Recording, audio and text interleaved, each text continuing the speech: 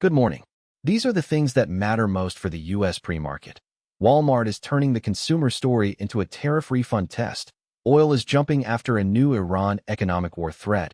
AMD is trying to make AI chips cheaper, while Alibaba shows the profit cost of AI spending, and Treasury debt and yields are still shaping risk appetite.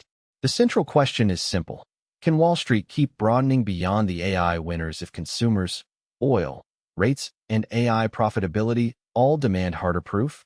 Start with Walmart and the consumer proof test. CNBC reported that Walmart raised its full-year outlook and said it would use a large tariff refund to keep prices low. That matters because the market is not only asking whether tariffs lift costs.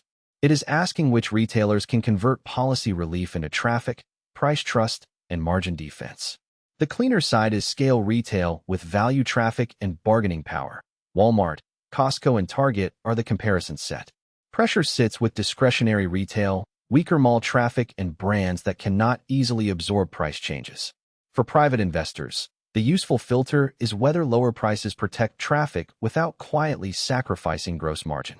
Second, oil and geopolitical risk are back in the pre-market map. MarketWatch reported that oil prices jumped after President Trump declared economic war on Iran, while CNBC described threats of tremendous consequences for Iran's backers. The hidden mechanism is not only crude. It is the inflation, transport cost, and risk premium channel that can hit airlines, consumers, and long-duration growth at the same time. Potential beneficiaries sit in energy and cash flow defense, including Exxon, Chevron, and energy services.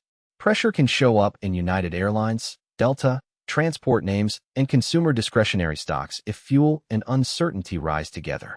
The private investor takeaway is to watch whether crude strength becomes a narrow energy move or a broader margin problem. Third, the AI trade is splitting between cheaper chips and expensive build-outs. MarketWatch reported that AMD is betting on dirt-cheap AI chips, while financing remains a major question.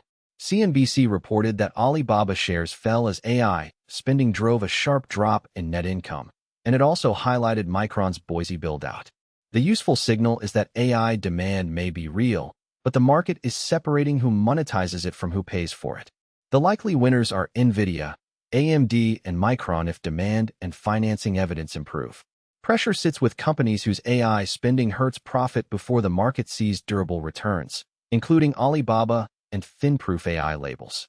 For private investors, the key is proof quality. Revenue, financing, margins, and customer demand need to move together.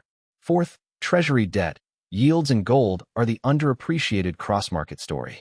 CNBC reported that U.S. government debt passed $40 trillion and that yields edged higher as traders digested a Treasury debt buyback plan.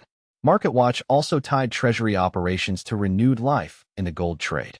This matters because a lower dollar, higher debt, and yield-sensitive tape can change which equity stories get rewarded. The cleaner side is companies with cash flow, pricing power, and lower financing dependence.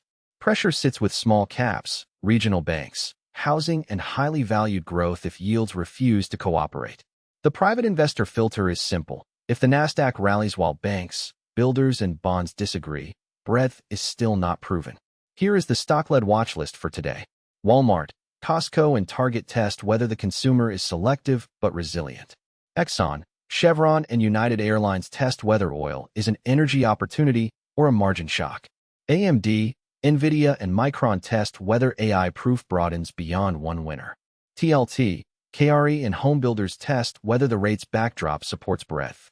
Market bias, selective and proof-driven.